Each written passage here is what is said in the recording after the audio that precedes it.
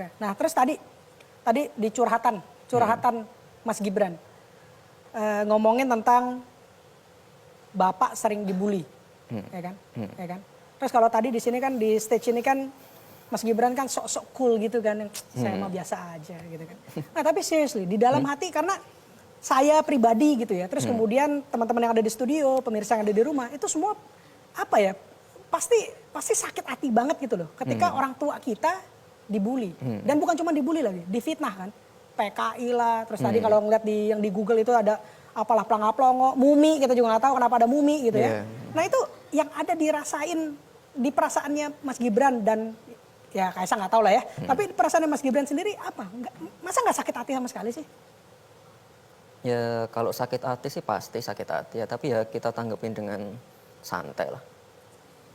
Ya, gimana caranya santai gitu loh? Ya santai aja, nggak usah terlalu reaktif, nggak usah bikin drama di sosial media, bikin story nangis-nangis atau apa kan nggak perlu seperti itu. Tunggu. Tapi sekarang bisa santai itu karena Bapak mulai dibully itu pas kalau waktu jadi wali kota Solo dicintain seluruh rakyat Solo lah, udah kebayang lah, ya kan? Makanya sampai 2 periode. Ketika pertama kali ke Jakarta kan pasti udah mulai bully-bully tentang Bapak dong pasti kan?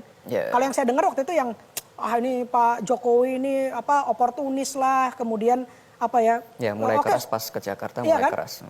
Apa sukses Solo, Jakarta kan gede, ibu kota negara bisa nggak gitu-gitu. Yeah. Tapi nah itu mulai keras kan. Nah waktu itu udah memang dari awalnya emang udah santai aja.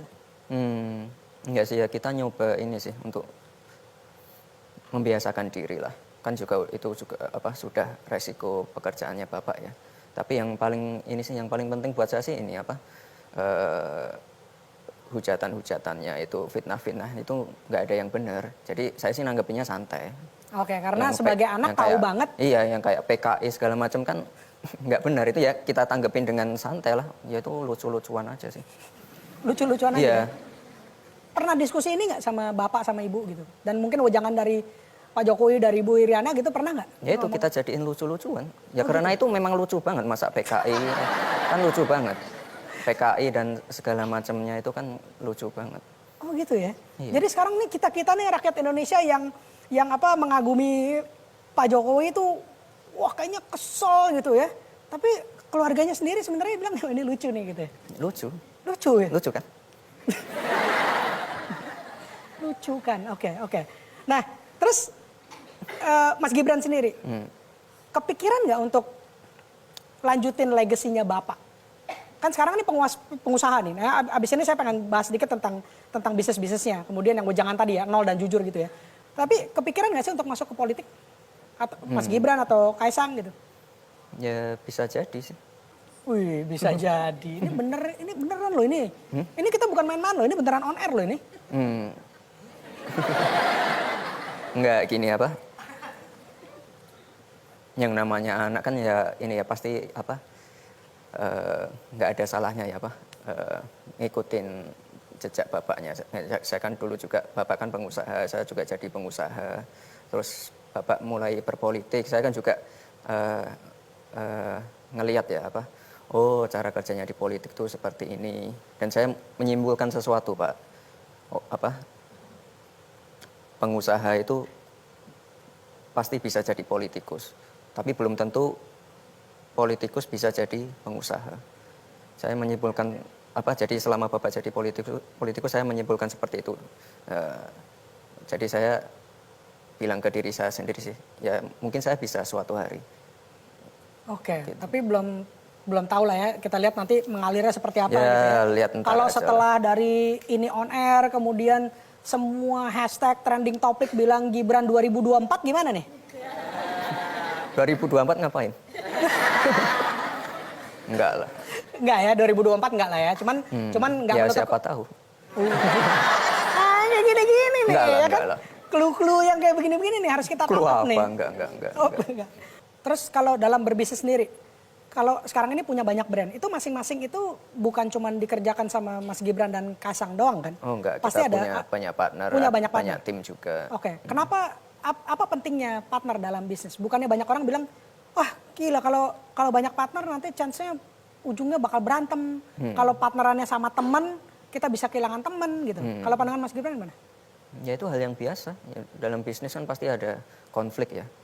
Dan partner pun ya, meskipun kita udah misalnya partneran udah bertahun-tahun, puluhan tahun, ya itu pasti ada celah lah untuk konflik dan berantem segala macam. Dan itu sih hal biasa. Yaitu seninya jadi pengusaha kan itu harus bisa merangkul semua karakter partner kita. Bukan cuma partner, pegawai juga.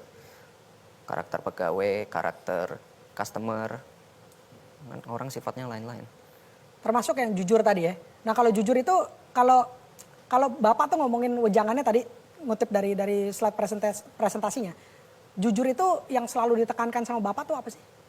Kita semua tahu gitu loh. Kita semua tahu bahwa dari kecil yang kita harus jadi orang yang jujur gitu. Tapi ya kenyataannya banyak orang yang nggak jujur gitu. Nah kalau Bapak mendidik keluarga gitu ya, itu dari jujur tuh apa yang jujurnya gimana gitu? Kalau dalam sisi usaha deh misalnya. Ya jujur itu ini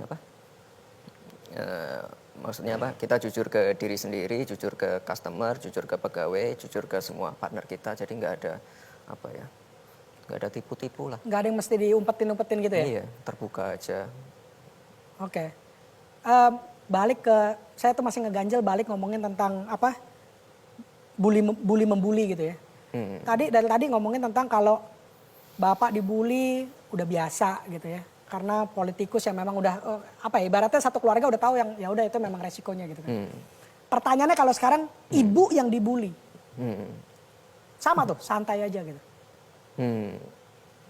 Aduh. Ya kalau ibu dibully gimana?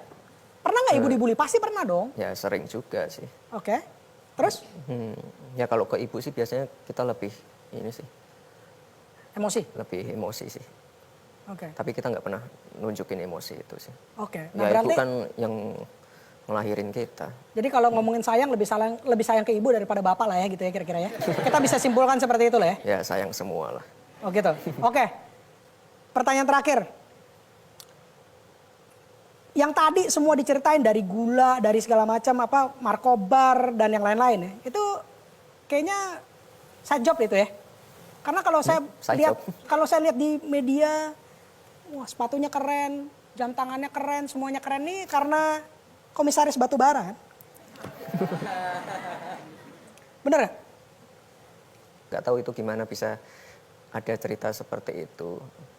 Dan saya juga ini ya, lucunya banyak orang yang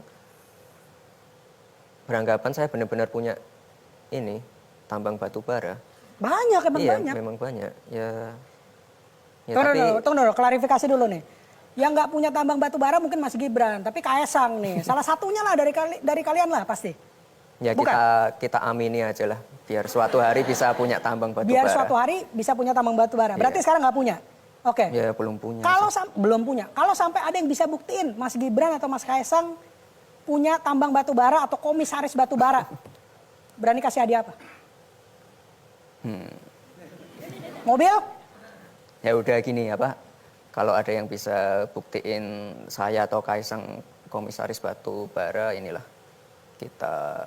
Oh kebetulan kan ada Pameran otomotif. Pameran mobil tuh di BSD. Yeah. Bisalah pilih mobil apa aja lah kalau bisa buktiin. Jadi kalau bisa buktiin, semuanya ini kalau bisa buktiin Mas Gibran dan Mas Kaesang adalah komisaris batubara, silakan. Ya tinggal tunjuk aja. Tunjuk aja mobilnya apa, ya, dibeli. Tapi saya sarankan ini sih, yang mobil listrik aja yang ramah lingkungan. Mobil listrik aja yang ramah. Alright, janji ya? Iya. Alright. Buktikan dulu. Thank you so much. Gibran.